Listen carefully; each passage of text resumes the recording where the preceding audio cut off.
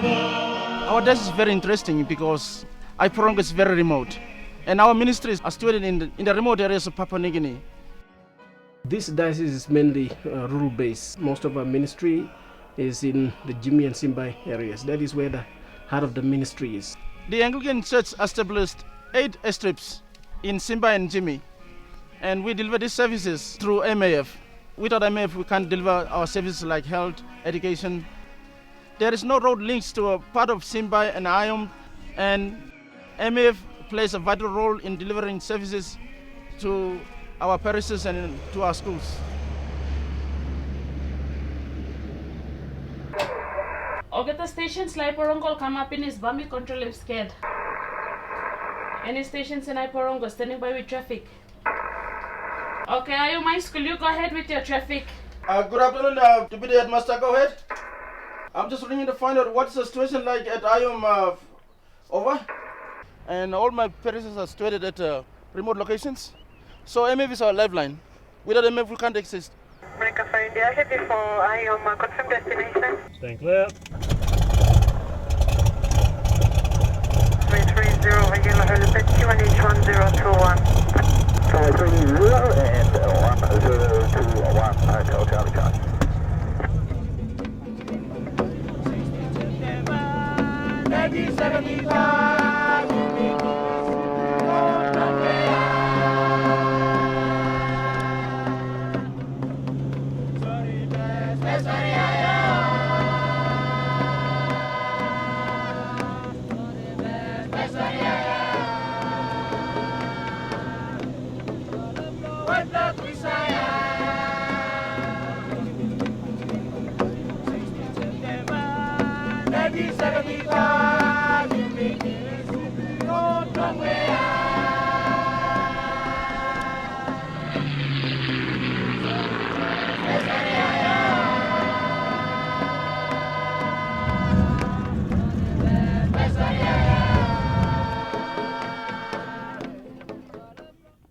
Simba is one of the remote places in our diocese, and we have no road links to Mount Hagen or either Meding. We're going up to a church, and where our school, and we have 2 schools. One is vocational school, Simba Vocational School, and the other one is Simba Primary School. And then we also have the literacy school that is taking place, being funded by our church partners overseas. So now many of they can read and write. So that's why we're bringing the Bible as well as our token from the church.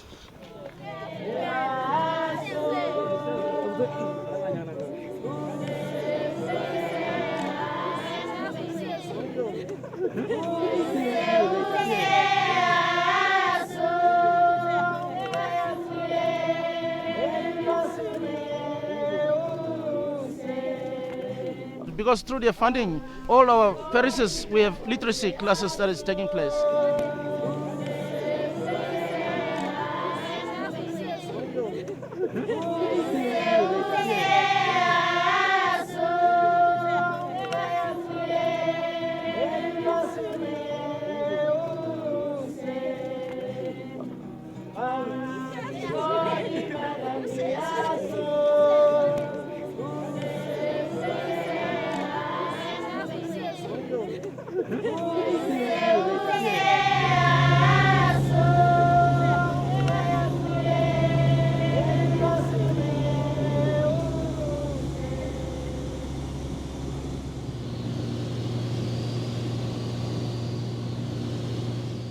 Ayom is one of our schools in the diocese. There's only Anglican high school that serves students from all the dioceses. Students from Jimmy go by plane or they walk. It takes them 2 to 3 days to walk from here to Ayom. And students from Simba, it takes them 1 day to walk to Ayom.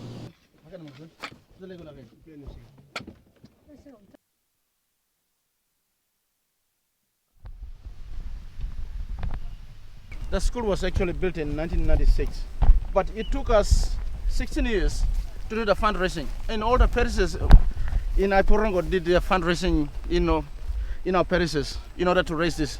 And also we were very grateful to our church partners in overseas for their funding. And these are our teachers. Thank you. Your weather is very, very hot.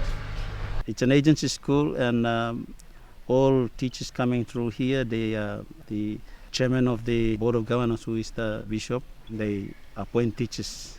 Students from down the Ramu River, Simbai, and from Western Islands as well too, Jimmy students. It's very challenging, especially when trying to bring in food from Madang. Expensive, and with the food shortage, we are getting vegetables from the locals. Here we have a motto that says we work together, we play together, and we pray together, and that's how we go here.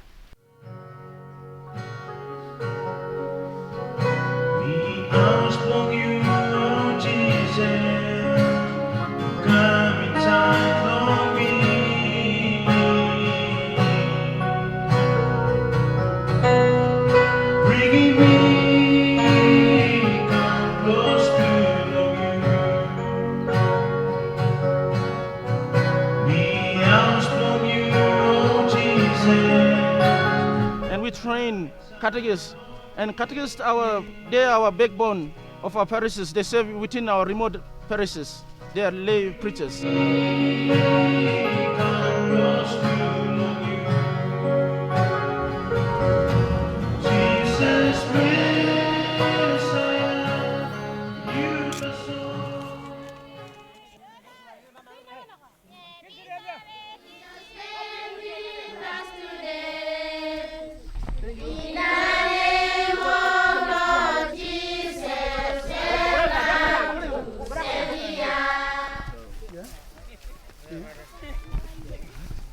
Karina College has 17 students, and while the men are trained as evangelists, the women take part in craft work. Karina College is the only Catholic college that is run by the Anglican Church in Papua New Guinea. Also here at Sendiap, we have a sub-health center that services and maintains the medical services here on the station. About 10 years ago, the population of Sendiap was less than 300. But once they established this health center here, now we see that 700. Now the population has grown up to 700. It is very difficult to get services here from Mount Hagen. It takes a week for us, and sometimes more than a week, to fly in supplies, medical supplies and teaching material from Mount Hagen.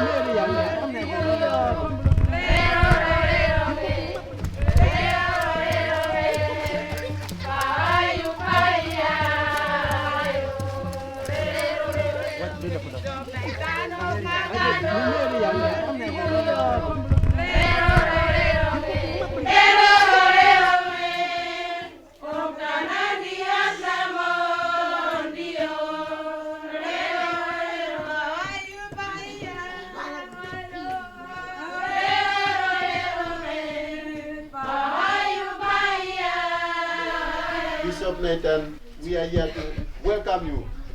Welcome you to Koinambe.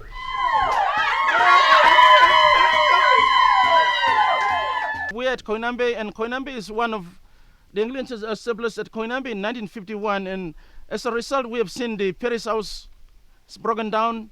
When the first missionaries arrived here, they built this as the mission station, and this house was built in 1951. We see the building is falling apart, and we have the school here. That's one of the Anglican agency school we run in Jimmy. What's next? Raise hands up. Katie? Cyclone. What's next, Jonas? Mining. Mining. That is a man-made disaster. Good. Isaac, what's your answer? Koinambe is one of our health center, which serves all the communities around here, and also that the borders from Simba, they also come down here for some medical care.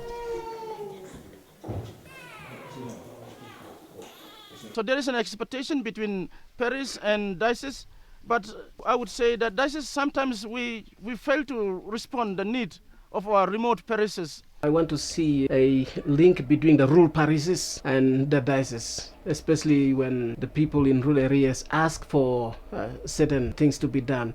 We need to really attend to them. Because most of our parishes are remote and no road links. We have to be in town to have access to all the communications with the outside world, and then go out to do the ministry in the rural areas. Our people living in the remote parishes, they are subsistence farmers. And people live on what they grow in their gardens. And on a Sunday giving, you may hardly see any kina compared to other dioceses. And it's a big challenge for me. And people's expectation from the rural parishes, they see their bishop as someone who will bring services to their respective communities. So it's very important for me to visit all my parishes by flying or by walking over the mountain ranges to do pastoral care, so that people feel that I'm visiting and encouraging them in their struggles, their church planning and so forth. I fly many times within Simbai and Jimmy and even Ayom. It's my desire that I must bring the evangelism to the doorsteps of our parishes. The evangelism, that is the whole purpose and the work of the church.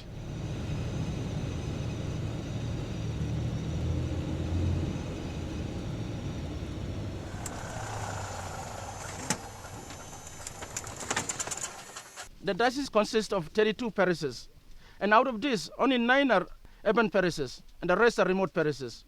We have few urban parishes, like Mereng and Goroka. Goroka now they're taking an initiative to build a transit house that will enable the parishes in Siane to pay for the clergy allowance. Our urban parishes like Lay, All Souls, we have an orphans, which is looked after by the sisters, and also disabled kids. So these are some of the things that we're taking on board. House care is like an orphan, and children left by their parents and other family members that cannot unable to look after them. So they bring to here, to the house care. We have 14 of them, 14 children here, 8 girls and 6 boys. The both parents died by fighting, especially in the highlands, because the children here we have from the Morobe province and the highlands. Discipline side is very challenging. Day to day, sisters cook for them, sisters wash their clothes. When they are sick, take them to the hospital. It's a full-time job. Like the parents does, the sisters does, as the parents do them. And they call us mom. We see that these children are very important. They will be tomorrow leaders. We plan start to visit long all disabled, all big pla man, lig man, plenty. But me pla concentrate lo 5 pla tasol. Last year me pla kissing 5 pla, one tema big pla, Peggy. I was born on the 23rd of April 1973 at the Lay Memorial Hospital. Born blind. Na me pla luki osem ol mama papa blo disla ol pigino ol karem disla heavy, ol got bell pen. So me pla ting osem me pla inap lo go inside na karem sam pla kain heavy osem share him disla pen ol mama papa igad. O gamantino consider him disla ol lare me stop ta solo house. So me pla like using Peggy. So Peggy can make in some kind way where I can bring him beneficially inside lo Peggy yet now some disabled pikinini. Would like to thank Leonie and Jill also for helping us out, helping the little ones and including myself. Funding is one of the problems that we face in our church. Not only preaching and teaching, but we have to have the materials to go out there so that we really get on with the task.